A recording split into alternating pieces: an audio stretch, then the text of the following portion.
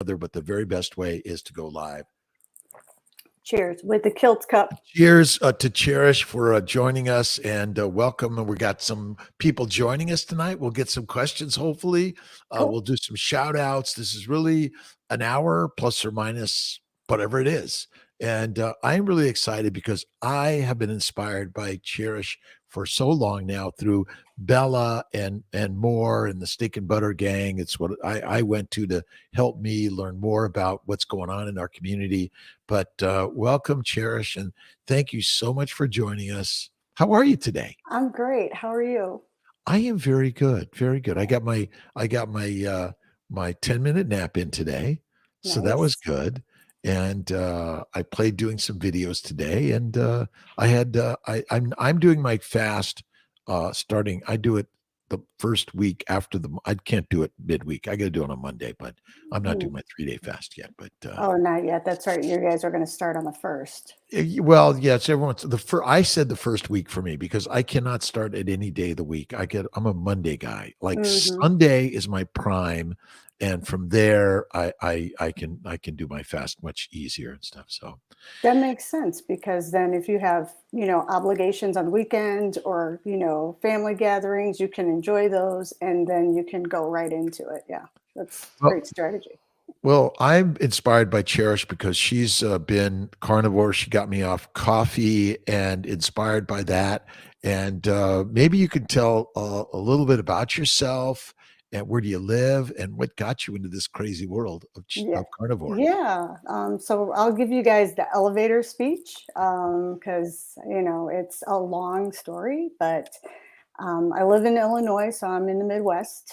And I came to this way through keto, found keto, started it with my husband. We saw such great results for his diabetes and as well as my own journey. Like we just start immediately seeing results like weight loss, inches lost we didn't expect, right? So then I started diving into it and I started getting so ingrained in the science behind it and so excited about it because my husband literally went from 8 medications to one. Wow. So I Wow. was really thrilled by that. So I started studying to become a coach and was doing all these different things and, just really dove into it hard, wouldn't stop talking about it so much so that I think I was making my friends really, like irritated. So I decided to become a coach and connect with a community that actually likes talking about these things, you know, and that wants to hear about these things. But I'm not on Facebook. Unfortunately, I know this is on Facebook tonight, but that's just not my jam. I don't do Facebook. And so I ran across this girl who was having this 30-day carnivore challenge, and it was outside of Facebook. And I'd already been on keto for like a year. I was already, to a certain point. I'm like, well, I could give this a try. Let's try it, And I was really addicted to nut butters and artificial sweeteners. So that's how I wound up joining the Steak and Butter Gang and meeting Bella, Raymond, Deck, Emily, Steven, Coach Jane. And I haven't turned back since, and I've been carnivore for over a year now.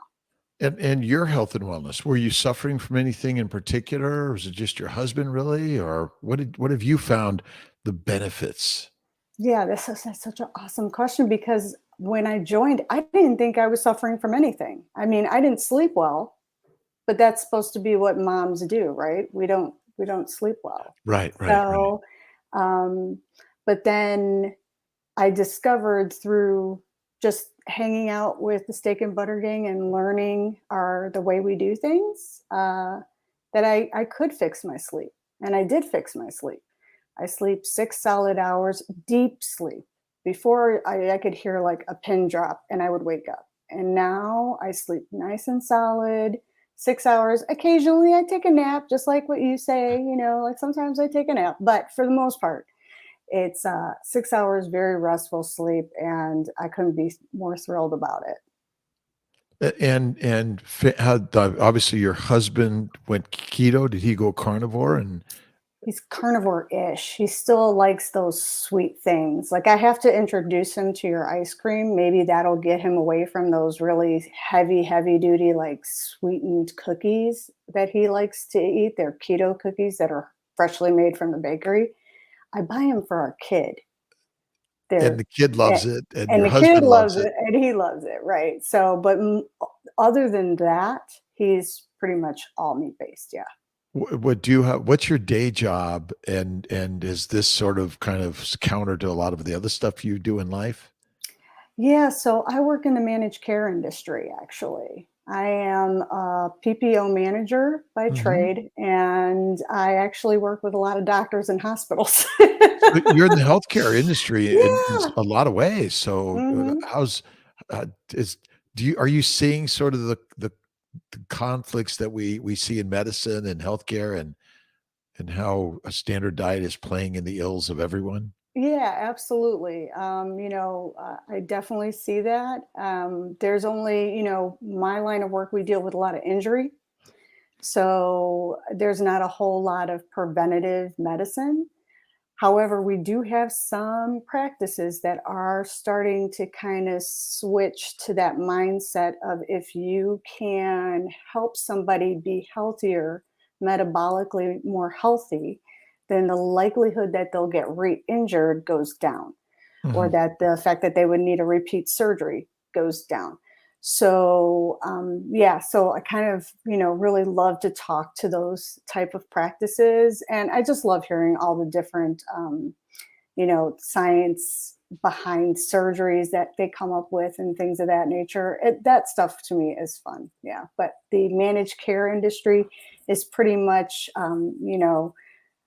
you have an illness, you need a pill. I check the box. Here's your pill.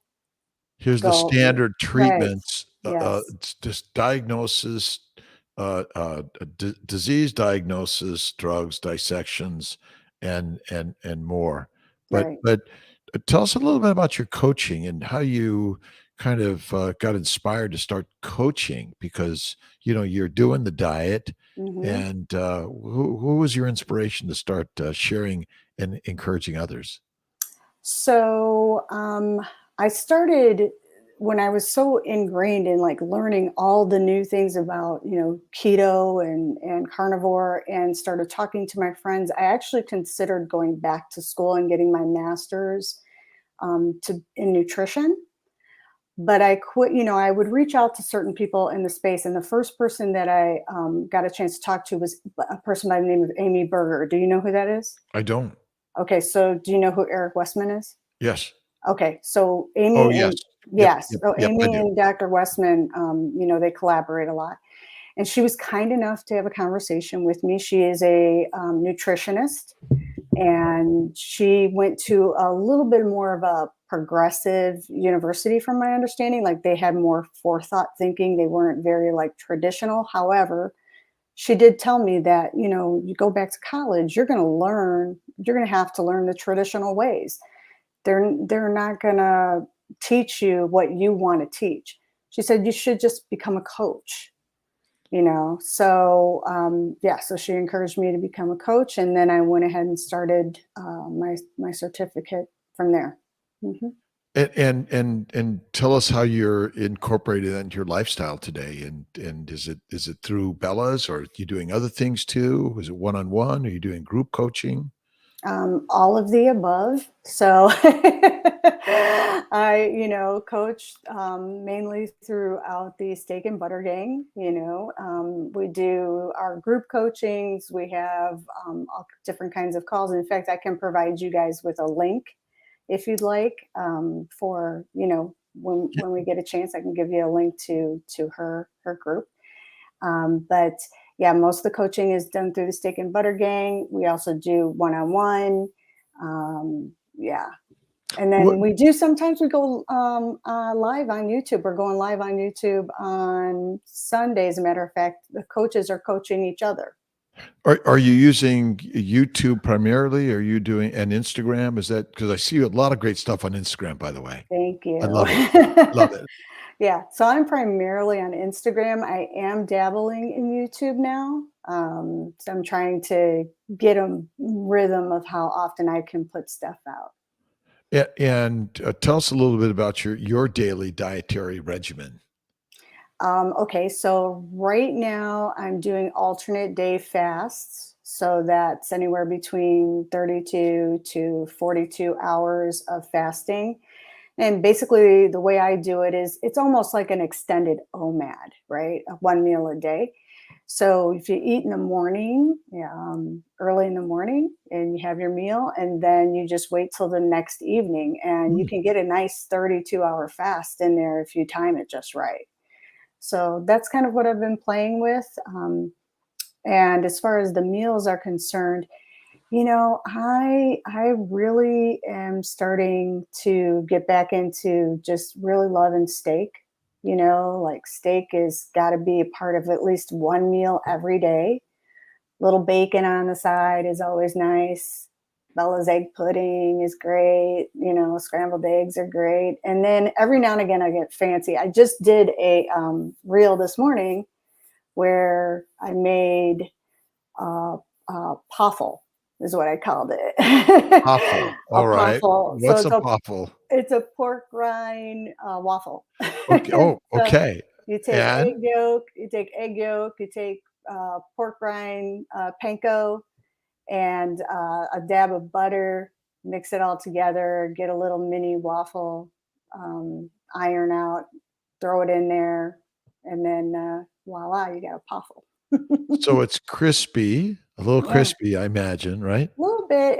It's buttery though. It's really delicious because it's not dry. Because pork rinds tend to be dry. So Yeah. if you put some butter in there, it's a little crispy on the outside, but yeah, it's really good, soft on the inside. What's our drive, do you think, for this variety of different things to make our food out of versus just eating steak every day? I think it's nurture. It's ingrained in us from the time we're young. Like, if you don't have variety, you're not healthy or something. I don't know, because I used to think my husband was a little weird because he tends to do like his own little mini mono diets. Like, for example, he ate so much ribeye cap that now he can't even look at a steak. Like, he's got steak aversion, Okay, which is okay. really weird, right? Like, I love steak. um, but so for somebody that's grown up, like one day you got to have this meal, like one day you got to have like chicken, and the next day you got to have like pasta, and the next day you got to have this. Like they got names for it, like Taco Tuesday, Wednesday's pasta night. Like just growing up with that culture, I think is why we think we need that variety. Well, the food is our entertainment, right? It's Hmm. become sort of our party nature in a sense, and Right. I'm just wondering it's because we have our work Hmm. and but we don't have much else in a sense. Uh, it's we can't wait for that great one meal, if not more, each and Hmm. every day, and we Hmm. just love that party culture. Yeah. Yeah. Eh, I eh, think so. what are you finding the best way to get people into go from the keto world to the carnivore world, and do you have any particular tips for that? I would say start simple. Don't be fancy. I'm not fancy, you know. Don't try to do all the things at once. That was like one of the biggest things I noticed, that if I could redo for myself, that I would. I wouldn't try to do, fasting and start carnivore. Like, I tried that and eventually it caught up with me. I wasn't able to do, the longer stuff, kind of tanked my hormones a little bit, and wore myself out. But I would just, if you're a type of person that you don't need specific healing and you're just wanting to try it, pick one, two things to, eliminate that you've been using with keto. So if it's, my thing was nut butters at first, was the first thing I got rid of, was those nut butters. Haven't touched a nut butter in over a year. So Wow, thankful for wow, wow. that. Right. And then artificial sweetener, I think coffee was last to go. And coffee's allowed, coffee is fine. But I wanted to see what it would do if I didn't drink it. So it was my own experiment, and I And wanted to how again. long you been off coffee now? It was the last non-carnivore thing I got rid of, and that was at the end of May. And I've been now 63 days off coffee, and Oh, it's so it's exciting. it's back to the same thing you said. You were keto, and you didn't know that you were having problems with sleep. And I don't know that I could pinpoint exactly what is that I'm feeling different without coffee, but I think it's just a freedom Hmm. that you're not sort of drawn to it's that you got to have it. Like it's that one thing in the morning. If you didn't have it, you got an excuse why you're miserable or something. Yeah, And that's a really good point. That's a really good point. That's another level of food freedom, right? right, right, and that's what's good. Let's see. We got Tony, LaShawn, Terry, Carnivore Latina, Tony Yay! Hey, Griffin, New Yorker. Ed Valerie. Everyone's saying hello, and they're doing Hi. and let's see, Cheryl Andrews, Alan Saylor, let's see, Alan Hadlissa, Robert, Rosenstein, Parminder, Awesome V. Scott, so many great people. And I gotta tell you, I love going on with the Bella's gang. And Mhm, because there's so many amazing people, and it is the community. Tell us a mhm. little bit about the value that you found in the community and how it's important for so many people to be part of it. Oh, well, I mean, I just love it. There's nothing like it. When I first joined Bella's community, it was like I didn't really know what to expect. And everybody was just so welcoming and so nice. There was no, there just wasn't any like, that's not the right way to do stuff. There was no like shaming. I find in some chats, some groups, some boards, that there is like, well, you're not doing it the right way, and Bella's group's totally different. We're going to encourage you to be as carnivore as possible, but we're going to try to love you through it. We're not going to go, oh, well, you can't be in the group because you're not carnivore enough. You know, there was none of that. And one of the very first things Coach Raymond said was, this is your group, your challenge, your journey. Pick one thing and make that your challenge. You don't have to do what we're recommending. Uh, tell us a little bit about because I'm really interested in the prime and the fast, and Mhm, because I know Raymond has a lot to do with the priming. He's really great, and mhm. Stephen, and tell us a little bit about how the prime really is important for people that want to start fasting and how to get moving on that. Yeah, so the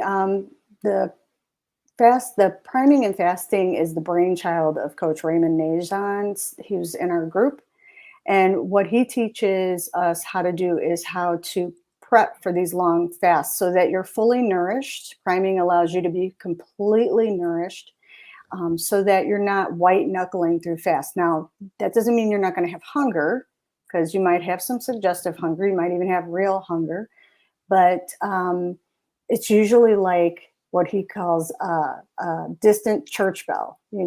If the bell's too loud, then you probably should eat. But if it's just a suggestive, then you're good. And priming is what allows you to do that. I remember the first time that I fasted with the group in the Steak and Butter Gang, I didn't prime well. And what wound up happening was I did my first 48-hour fast, and then I couldn't fast after that. Like, I just completely, my body wouldn't let me do it. It felt like I completely tanked all my hormones. I was low energy. Things just didn't go well. And it was because I thought, because I did fasting and keto, that I knew what I was doing. And I was like, oh, I got this. I don't have to do like eat all that food. I can just do two mads and I'll be fine with it. And yeah, it didn't turn out well. It really hit me hard when I actually refueled. when I refueled, I had like the worst acid reflux and the worst like adaptation symptoms. And it was just awful. And then I couldn't fast for like at least 2 weeks. Mm. So I just stopped and then I just primed all over again. And I actually primed for an entire month after that. Wow. Wow. Yeah. Wow. And then that's when my sleep got better. Like all of a sudden, just out of the blue, I noticed, oh my God, I'm sleeping through the night. Wait a minute. Wait, me? Mom? Mom sleeps through the night? No, mom doesn't sleep through the night. Yeah. All of a sudden I'm sleeping through the night. Next thing I know, a whole bunch of things are getting better. I'm not having to run to the bathroom. As women, we get this incontinence at a certain age. Yeah, that's all gone. Mm. That's bye-bye. Mhm. Libido's better, eyesight's getting better. I mean, I still wear glasses, but they're not as strong a prescription anymore. My eyes, I've been going to the eye doctor every year for so many years, and it's like my eyes still look great, and I flattened out. It's got a little, but it was kind of going like this, and now it's kind of flattened out, and it is amazing how it changes all those things. Hormones. Tell us maybe about what you've noticed in the hormonal changes and how you've counseled women about how carnivore can be very helpful for that. Yeah. So when it comes to hormones, women, we're real sensitive. We have this wonderful barometer every month that tells us whether we're doing well or not. And I think that we've been taught to treat it like a curse when actually it's an actual blessing. Mm. If you eat a low carb or carnivore lifestyle, it can be a real blessing because it tells you that you're healthy and it also tells you when something is wrong. And so, when it comes to female health, I'll give you an example of what happened with my own daughter. All of a sudden she's not carnivore, not at all. Mhm, mhm. But here's something that, to pay attention to. When your cycle's off, then something's wrong. Your body's trying to tell you something. You're either overstressed, which is like my life. I'm typically high stress most of the time. So I have to do things to lower my stress. I think a lot of women are high stress. We're used to constantly being multitasking and go, go, go. And we're constantly thinking like 5 steps ahead, So I think that's like a huge part of every woman's journey is to, take a step back and make sure that you're taking care of yourself so you can take care of the people, the other people in your house. Mhm, mhm. But like getting back to my daughter, she was having her periods too frequently, and she's a teenager. That shouldn't be happening. She's supposed to be a healthy young woman, right? And kid was working 2 part-time jobs and Wow. going to school. And I just looked at her and I said, your adrenals are overtaxed and you need to stop. Your body is telling you that you need to stop. You may not feel stress here, but it's here. And as soon as she stopped, it stopped. Now, if I had just taken her to the gynecologist, what would they have done, Dr. Kiltz? A drug. Would- Yeah, they would have put her on birth control, right? Yeah, To yeah, yeah, control her periods. yeah. I did not want that. Well, I think it's the, overprescribed for that one, and then the IUD and many others are just Mhm, overprescribed, and there's a lot of side effects, and then maybe it gives the wrong signal that it's just okay, take these drugs and go out mhm, and, just not good for our minds or our bodies, and right. the young people, young girls, young girls and boys, there's a lot of stress out there. What did how do we sort of get them all thinking about more in carnivore, at least keto, I think, but if not carnivore, and change their nutritional habits? Any thoughts? Uh, I have a lot of mama ninja moves. No, And so what? mama ninja moves. You kind Okay. of have to do it without them knowing because if you preach it, they get tired of hearing it, hearing me preach it, right? Mhm. So you have to kind of sneak it in there. So I lean into whatever their favorites are, Mm, first of all. My son loves bacon. I know bacon may not be the best, but he also loves pork belly now. mm. So guess what mom makes all the time. Like, I don't even hesitate. Oh, do you want a hamburger? No, you don't want a hamburger. You want some pork belly? Everything's always meat first, offer meat first. And then with my daughter, I almost cried the day that this kid gave up bagels and ate ground beef meat bars instead for breakfast. I just about died. Wow. I was like so happy. It's just constantly offering it and constantly leading by example and just trying to keep, they got their little stuff in the house, but trying to keep a lot of it out of the house as much as possible. And I try not to buy them junk food. They're old enough, they're teenagers. So if they want to buy junk food and waste their money on junk food, go ahead. I'm not going to waste my money on it. So you're the ninja mom, Uh-huh. but also the coach that shares by example, which it sounds like really that's all you could do with anyone in this journey, right? They kind of show up, they ask the questions. Well, Right. what can I do to get there, right? Right, And exactly. And I you can learn from each other, right? We're always talking about that. and that's why I love the community, the carnivore Mhm, community. It just seems like the very best. It's much more mm, on point to something that really matters because keto was just sort of all over the place. And and mhm, and keto is kind of a label that's made up right. because it could be anything. But carnivore, we know it's you're a meat eater, right? Mhm, Uh, exactly. and so there's some examples out there that we can follow. Do you think, and you mentioned pork or bacon, and what are your thoughts on bacon versus or pork versus beef, and just kind of what's your sense of how people feel on these different things and what you think of them? Yeah, so I think, when you're first starting, varieties is definitely a good idea. You wanna try different things and see what you like. And then lean into it. The only cautionary thing is cheese and dairy, especially like heavy whipping cream and cheese. Oh man, you could get into trouble with those things, so you probably want to try and make sure that you have them after a meal, or as a side, like a little treat after the meal.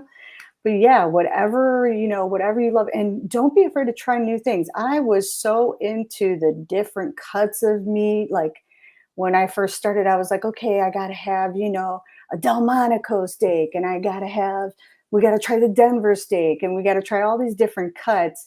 I mean, at the end of the day, they come from, pretty much the same place on the cow. They're just cut different, but it's still fun, right, to play with, the big tomahawk steak, which is really just a ribeye with the bone, the big long bone attached to it, but it's still really cool to cook and to just have this huge bone and you're gnawing on this steak. It's awesome. And yeah, just have fun with it. Like, I never ate pork belly before.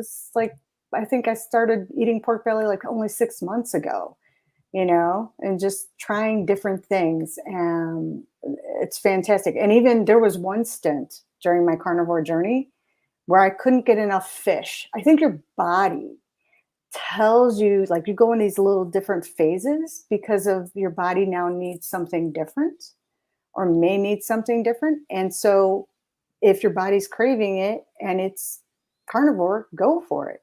So yeah, there was a time where I couldn't get enough fish. I was constantly eating it.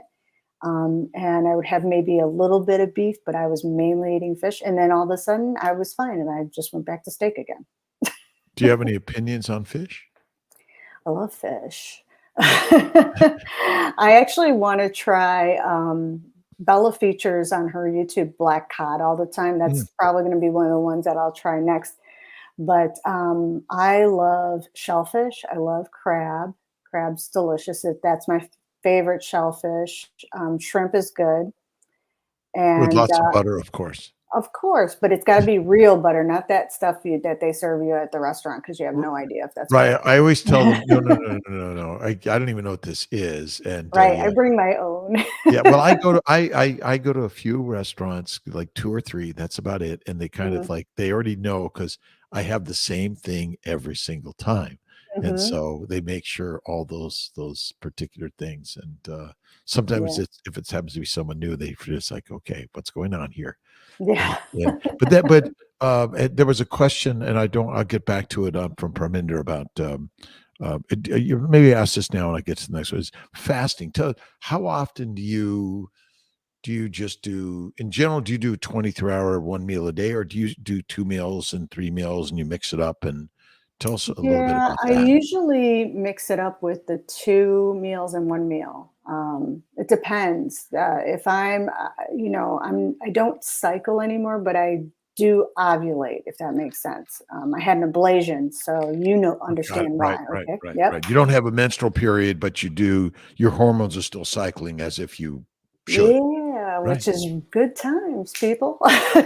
And likely the ablation was secondary to inflammation damage to the uterine lining, which is the biggest, problem Mm, with menstrual dysfunction for so many women and yep, bleeding problems. So exactly. And if I had known about carnivore back then, I could have probably avoided that surgery. yeah, yeah, yeah. Yeah.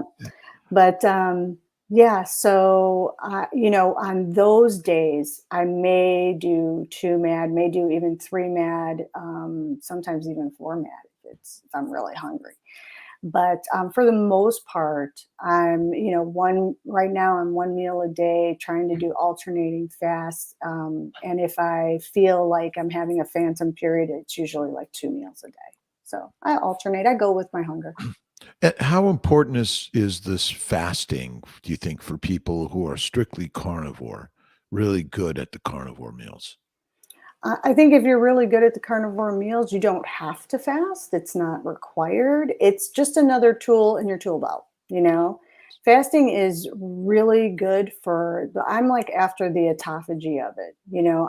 I love the fact of the idea that the body is taking a nice rest and it is cleaning out the old cells. And I'll never forget the first time I did a 72-hour fast. I felt on the second day, Dr. Kiltz, I felt this enormous amount of inflammation pain that was in my shoulders and into my neck. And I've been in multiple car accidents. So I have a lot of inflammation and prior damage up there. And I was like, this is really weird. I was in a lot of pain. I like couldn't move. And I was like, but I'm just going to power through this fast. Like I wasn't white knuckling. I wasn't hungry, but I was still very sore, like as if I had worked out. And then all of a sudden it went away. And ever since then, I don't really wake up with the stiff neck that I used to. So I have to believe that the fast that I did kind of helped heal whatever was going on and the inflammation that was just kind of residual, which I'm sure carnivore would have gotten rid of eventually. The fasting just sped it up. Yeah, I think the bowels need rest Hmm. in order to heal the glycobiome. That's back to that the mucopolysaccharide layer. People don't understand that the gut can get damaged from just eating all the time. Mm, And most people eat a low fat diet. It just, even if you eat a high meat based diet, it's mostly a low fat diet. And fat is so critical to reduce the microbes in the bowels, and the microbes are trying to kill us. And I don't think the microbiome is good for us. I think the glycobiome is the one thing. But yeah, I think that fasting is important for that. But once you're healed up pretty well and you eat a reasonable amount of fat, butter, bacon fat, and you got to eat the fat. So many people cook the meats and they forget they leave the fat in the pan. yeah, I don't. How do you in general Mm, cook your meats? Is it in a pan and air fryer, or I what do do it you? every which way. It Uh-huh. depends on the day. Like if I'm in the mood to grill, I become like a grill master in my house. We went out last year during the winter when everything's on sale, and bought like this really nice expensive Weber grill, and I just love it. I'll go out there and I will just grill up a ton. Like I'll make eight steaks at once, and I'll throw on burgers, and then we'll put on hot dogs for the kids, sausages, whatever. Just batch cook like crazy. So I love to grill. I love a good cast iron. Cast iron is awesome. I have this huge 17-inch cast iron that can fit like I can fit 8 ribeye caps in that thing. Oh my God. And Oh, yeah, it's huge. It takes up 2 burners. where do you get your ribeye caps? Costco. They do have really good Mhm. meats at Costco, and Yeah. Craig Moran is asking about, and his wife is doing the 30-day challenge on the Yay!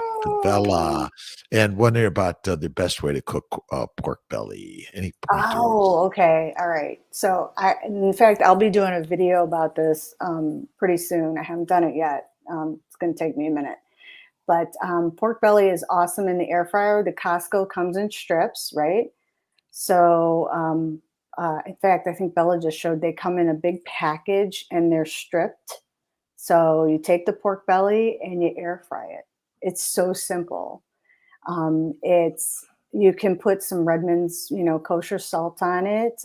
They even have those like flavored salts. So if you haven't, like I don't do spices anymore, but if you're still trying to get adapted, a nice flavored Redmond's real salt is nice. You just put some salt on it, stick it in the air fryer. And the way my air fryer works, I have to like change the racks. So, because one part cooks faster than the other. Uh-huh, uh-huh. So I'll put it on for 20 minutes at 375, change the racks around, and then I'll do another 20 minutes at 400. Wow, amazing. I got the Auto Wild grill, and it's my new favorite because I like everything black and blue, Mhm, and mhm. it's the very, very, very best. What's your thoughts? Apostle Otha Bell Jr. asked a little bit about chicken and fish. I know I'm not a big chicken or fish fan, but what are your thoughts? And fried or grill is the question. Okay, so I love barbecue. If I'm gonna do chicken, it's gonna be on the grill. I love doing chicken wings on the grill. Chicken wings are a great side. I usually don't make them my meal. Sometimes we will, but it's rare. Just chicken just doesn't fill me up. Some Uh-huh. people does, but for me, I like it more as a side or even like an appetizer before my steak. And then we'll also do chicken thighs. Chicken thighs are amazing. So good. Do you use any spices in or sauces as you cook any things or prelims before you put the stuff on the grill? So with chicken, I'll use Obey, which doesn't have any sugar in it. At least to the best of my knowledge, it doesn't. If somebody wants to correct me, that's fine. But as far as I know, it doesn't. And then there's also this other spice that my husband likes. It's called This Little Goat. Went to Vita Grill, and it's the only spice that they sell, that brand sells, that doesn't have sugar in it. Uh-huh. So I try to find, if we're going to use spices, I try to find something that doesn't have, any kind of sucralose or dextrose or any kind of hidden sugar in it, or I'll make my own just with the different spices. For myself, I just need Redmond's real salt and I'm good. Yeah, I stay away from it because, yeah, I used to be a crazy spice person, salsa, everything, but I know Hmm. now I just can't do it, and Hmm. it could be deadly for me in my gut and the rest of my body, so I have to be real careful with it now. Yeah. Yeah. And what about uh, do you use sugar at all ever? Honey, does what where are you at in this? No, no sugar, no honey, no sweet stuff. No cookies, no candy, no ice cream. No, That's good. not for me. Mm-mm. And no coffee and no caffeine and I'm assuming, what's your thoughts on alcohol, on where you're at and what That's you where recommend you other got people? me. Yeah, I have that for a little bit from time to time, as you would say. Yeah, yeah. Well, it's I mean, I think, my sense of it is, I mean, we are ultimately in our most recent past omnivores, and if we ate grass and grains or seeds and nuts of anything or fruit, we maybe did very infrequently in a small amounts, and our our body is capable of more easily quickly converting simple sugars into fat fast. Mhm. It's the Mhm. complex stuff that really gets us. But if you drink sodas or you're drinking juices all the time, that's the deadly stuff. But Yeah. some people can't touch it at all because it's like me and coffee. If I have one, I'll be back to five a day, I suspect. But Mhm. I'm I'm Mhm. I do make coffee for others and smell it, and I really it hasn't touched my lips yet. Yeah. And I think, it's interesting because it's funny that you say that because my husband was making coffee and then all of a sudden he stopped and I didn't even notice. Like, I didn't notice that he was making it. I didn't notice that he was not making it. It just didn't, it was more habitual, I guess, for me than like an actual want. Yeah, yeah, yeah. I Mhm. think that's and I just love this. I mean, that's why. Let's see, Cherish does have a Kiltz cup, I and do. I and have and, blue and ones. we have a new. I just put up a new website called kiltzcups.com, and we're working on it. Wait, Literally it's my up banner. now. Uh, you got the blue. That's my favorite, the blue. I just started white because some of my fans asked for white or light. I Mhm. can't remember who it is, and so I'm kind of working on. I think actually Lisa might have claimed one of them. Nice. Wiedemann, yeah. So overcoming hunger pains. Hazy asked about hunger pains. How do Right. you? How do you? Hunger pains in what context? I mean, I can tell you real quick, if you've got a craving or if you're really hungry, eat a steak. Eat a burger. Have something carnivore. But if you're in a situation where you can't eat at that moment, if you can get your hands on some butter, that'll at least, put that initial ravenous hunger, it'll tame it down a little bit until you can actually sit down to a full meal. And I keep butter in. I have a refrigerator at my desk at my office, and Mhm. it's got either Kerrygold or Wegmans Butter Boy, and I get my spoonful, and it's the gang and Bella that got me onto the butter because I don't think I mean I love butter, but I never ate it. And Mhm. so I can claim that, Bella, you guys got me into that. And Right and, on. yes, yes, yes. Let's see, Omad wants, is it possible you're knuckling with Bulletproof coffee? Oh, Bulletproof coffee.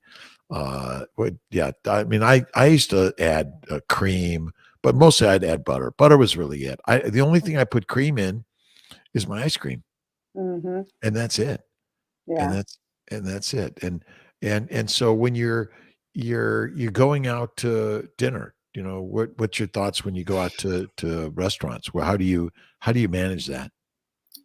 It depends on where we're going. We actually usually try to go to a Brazilian steakhouse now because that's like a carnivore dream, right? You get as much meat as you can eat, all you can eat. It's fantastic. It's expensive, but if you're carnivore, you can get your money's worth out of it because they try to fill you up with all that market stuff and the green stuff and all that, the little appetizers they bring out, the little plantains and stuff. You could just take that away, bring on the meat. So you get your money's worth when you're a carnivore for sure. Yeah, We typically do that. tomorrow down in Scranton, I know there's a meetup. I don't know who's sponsoring it, but I know Carnivore Doctor Lisa Wiedemann is going to be there. I couldn't Mm, make it for tomorrow, but there's another one in Hagerstown, and I think now we do have a Brazilian steakhouse at the Destiny Mall here in Syracuse, so we're working on getting one because I think that's the best place I can think of. Someone cooks it. I don't have to cook.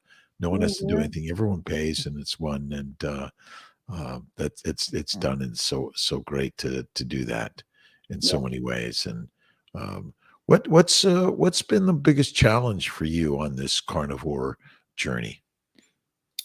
Oh, wow, that's a really great question. I have to think about that one. Or it really has been so simple and easy. Yeah, It's yeah, simple, not necessarily all the time easy.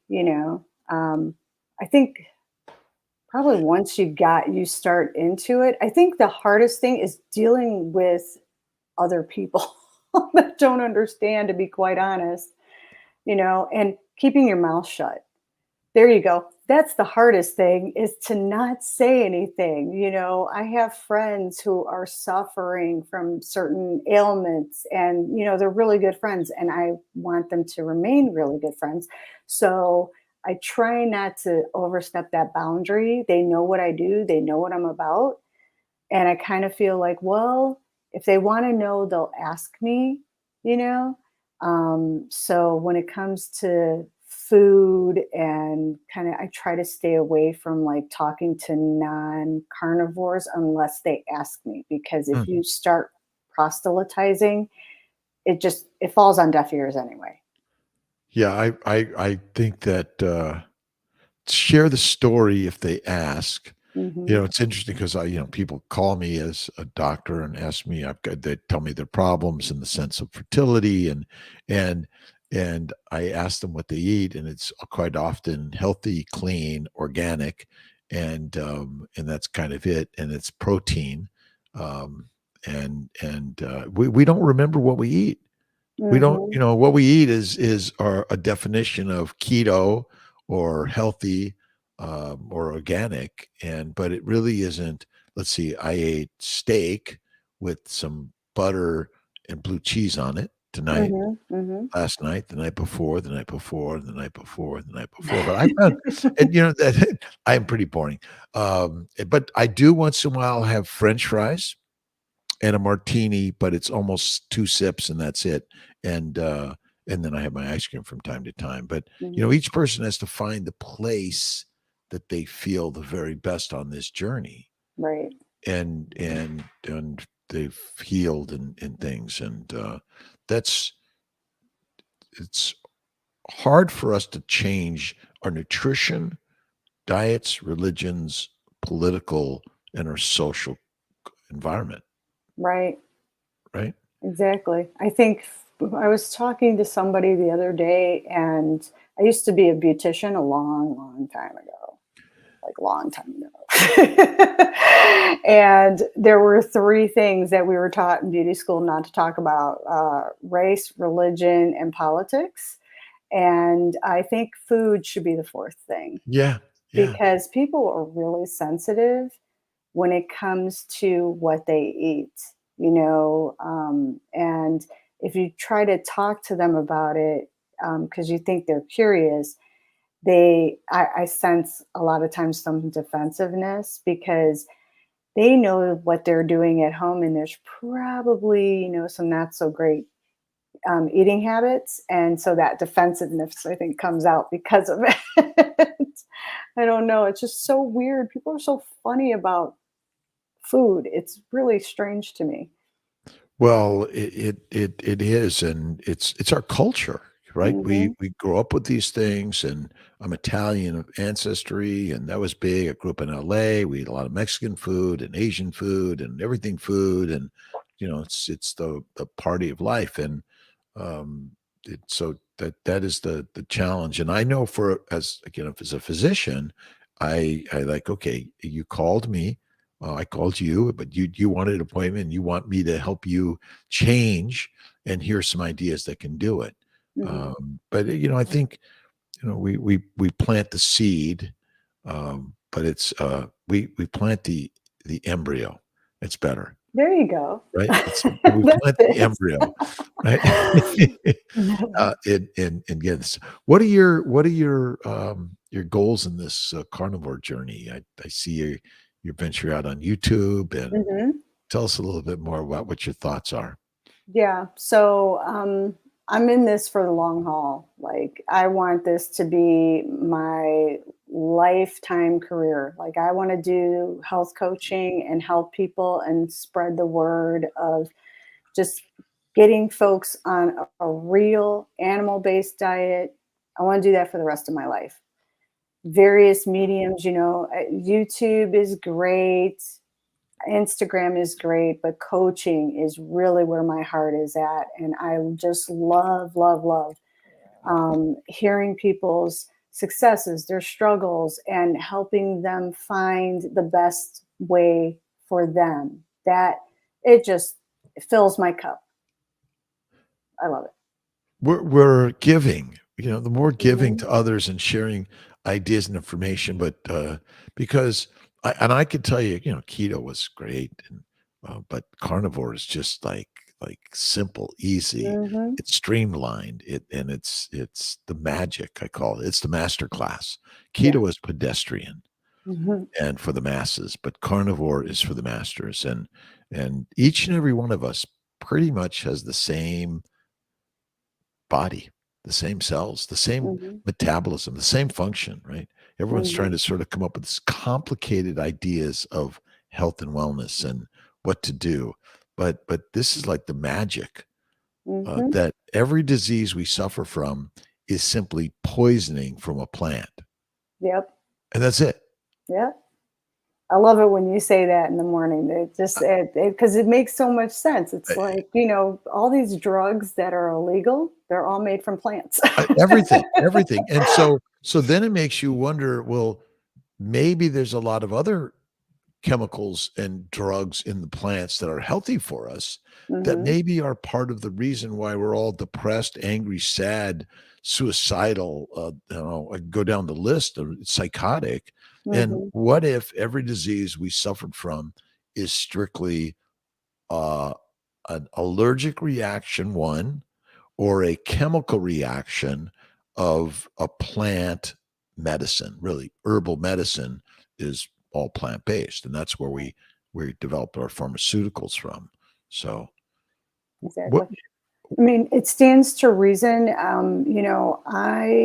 I have watched so many of my friends. I'm 50, and I've had so many of my friends die and suffer from illnesses that are just were unheard of.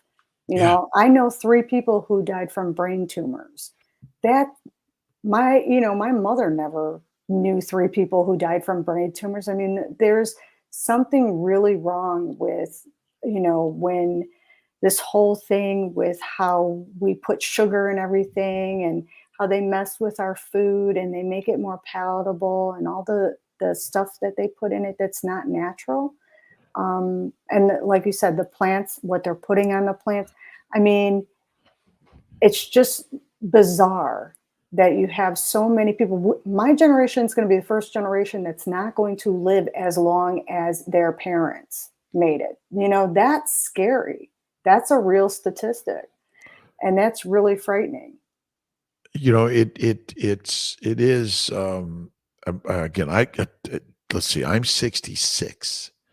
And I started carnivore at 55. Hmm. I was keto, then paleo before that. I was Atkins before that. I was a major runner, exerciser, bike rider, everything.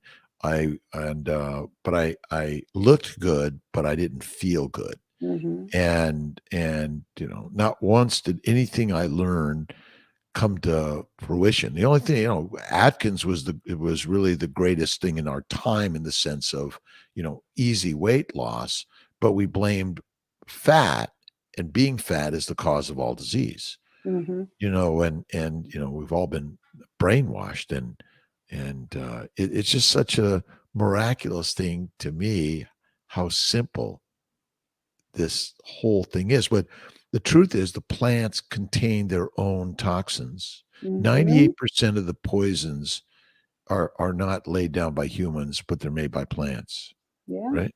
Right. Yeah. And Absolutely.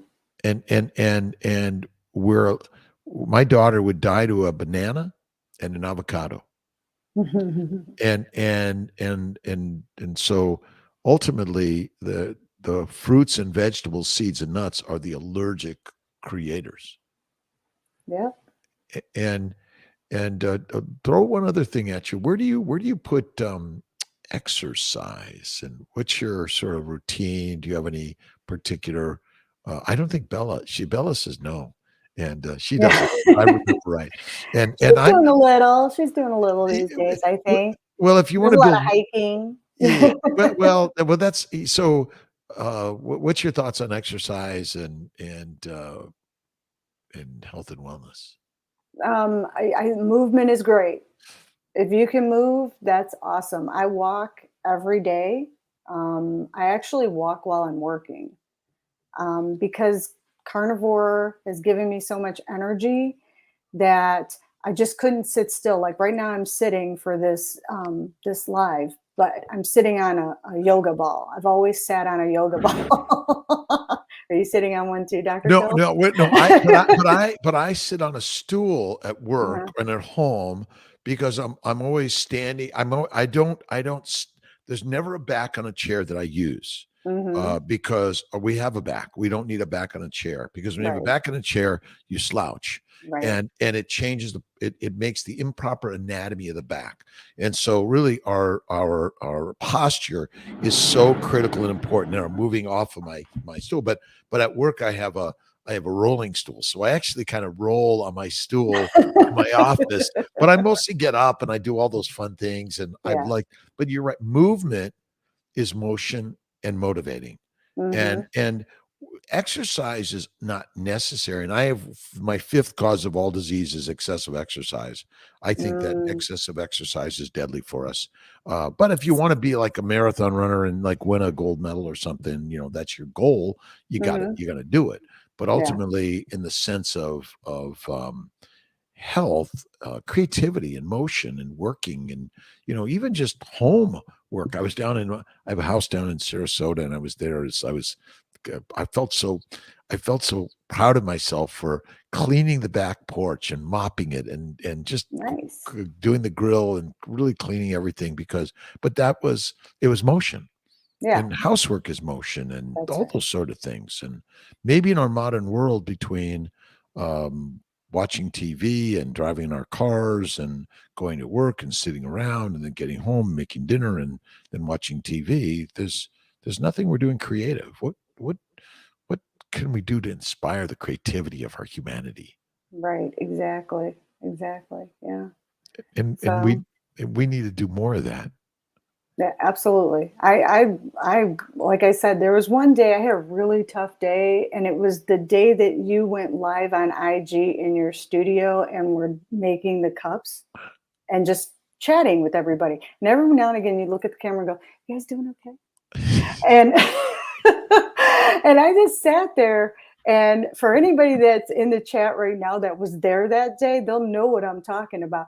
It was the most zen thing I've ever experienced. I had such a stressful day that day, and I was actually gonna do other things. Like I was gonna do that mom high cortisol rush, rush, rush thing. And I sat down and I watched her live, and I'm just like, I know I have all these things I need to get done, but I can't stop watching Dr. Kiltz make these cups here.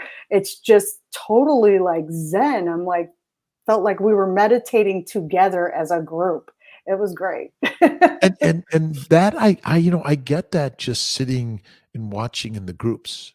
Hmm. And even if maybe there's might be something else that's taking a little bit, but the group zen Hmm. is Yeah. really such a good thing. When are when's the most frequent lives and the coaching sessions that people can find on Bella's and what you're doing? Okay, so we have 8 meetings every month if you participate in the monthly challenge. So the Steak and Butter Gang, the main board is the community's free. The challenges are what includes the Zooms. So we have 8 of those every month, with some special ones. We talk about the feasting and fasting and the 90-day challenge. And then we also have like Carnivore, myself and Coach Adak host Carnivore 101. We have community meetings, which are great. We celebrate at the end of the month with our non-scale victory meeting. And then of course we have loads of guests, which like this September, Dr. Kiltz and I are actually guests in the Steak and Butter Gang together at different times, but we are September guests, which is awesome. So we're the only community that I know that you get so many guests and so much value for just less than a cup of coffee a day.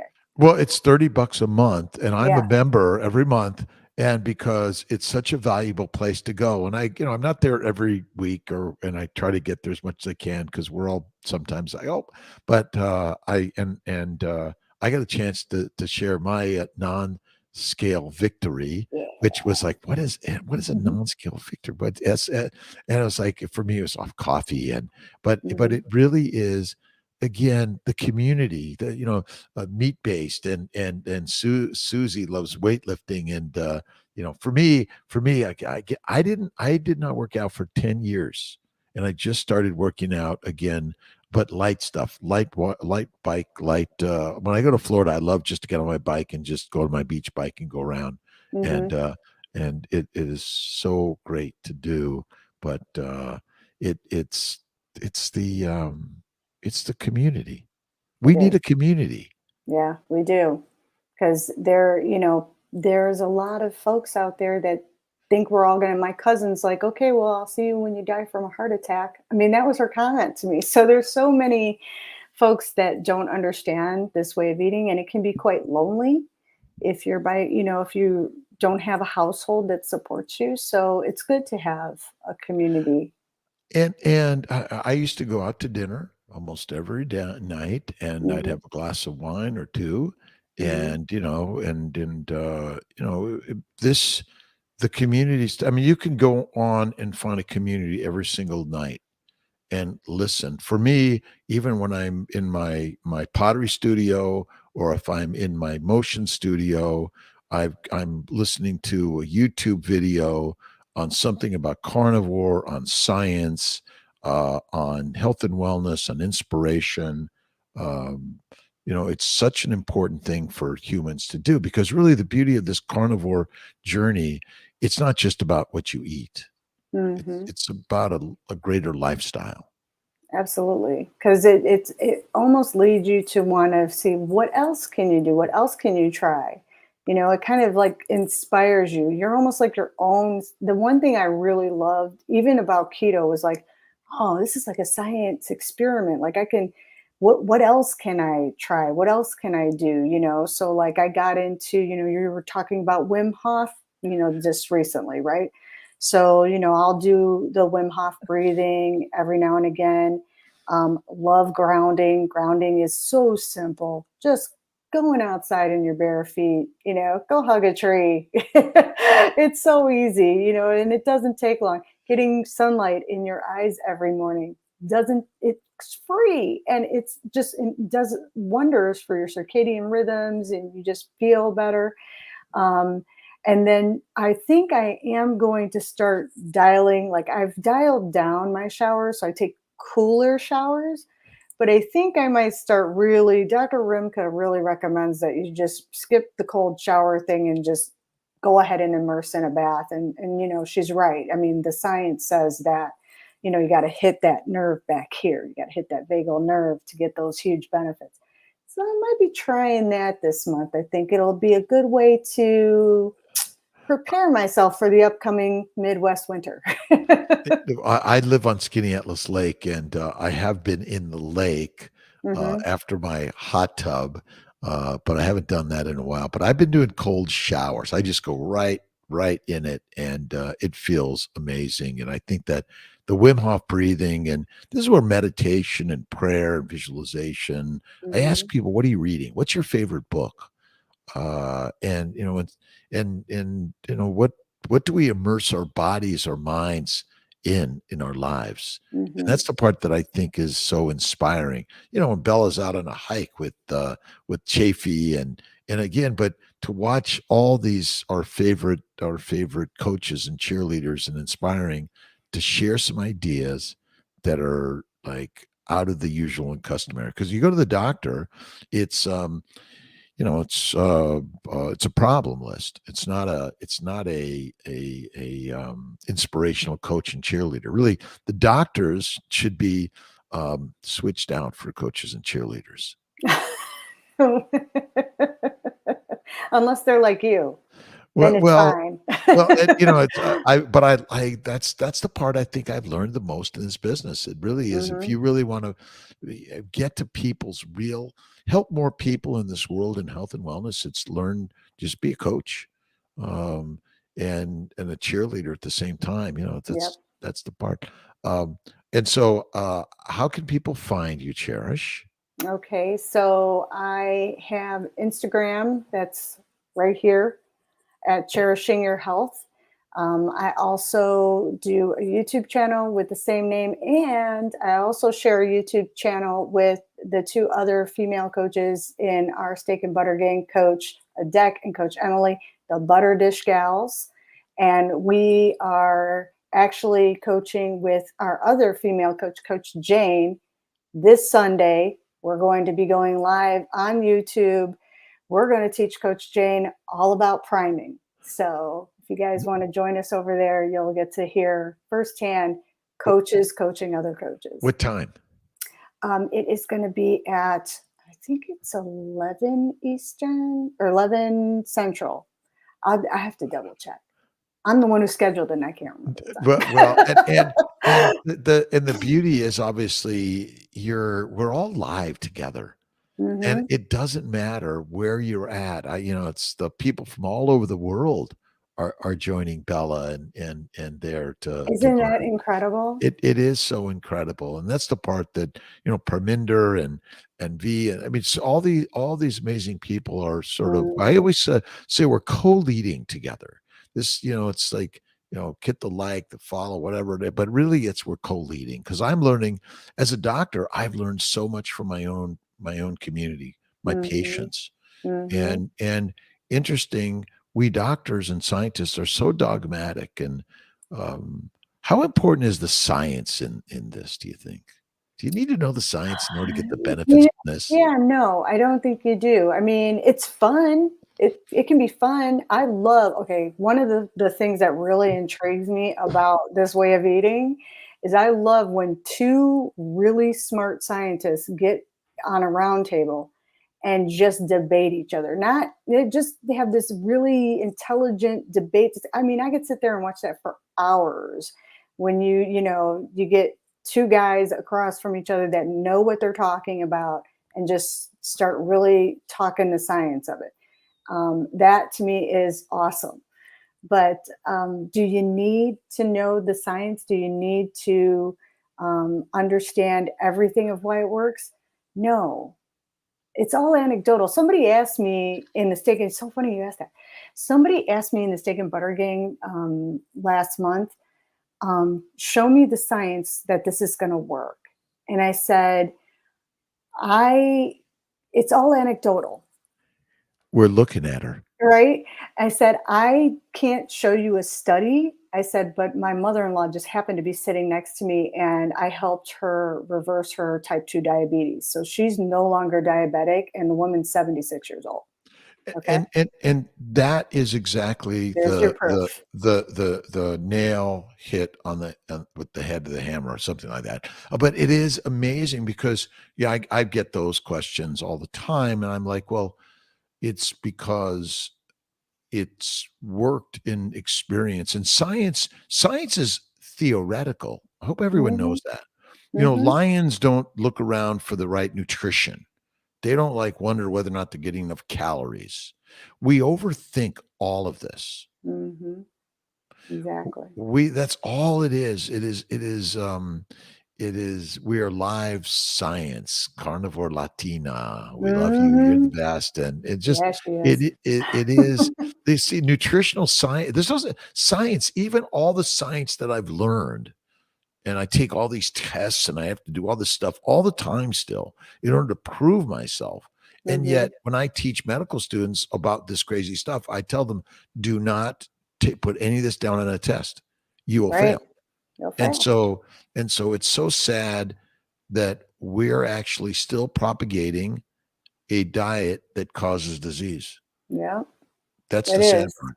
Very Yeah, sad. and that's why I became a coach instead of a dietitian. Thank you, Amy Berger. You saved me like $30,000 in tuition. Well, Yeah.